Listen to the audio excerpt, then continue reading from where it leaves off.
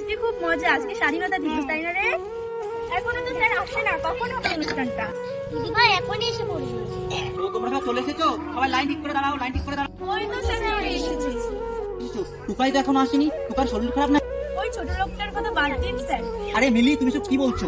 স্বাধীনতার হাতে ৭৮তম বর্ষ চলছে, এখনো তুমি ছোট লোক নিচু লোক এরকম কথা বলছো? তুমি ওকে এই শিক্ষা দেওয়া স্কুল থেকে? এরকম কথা না কখনো না হয়। স্যার আমি এসে গেছি। ও আসো আসো আসো। টুকাই যাও, তুমি লাইনে গিয়ে দাঁড়াও। যা, তুমি আমাদের ফেলে দিলে কেন? ফেলে দিয়েছি, ভালো করেছি তো।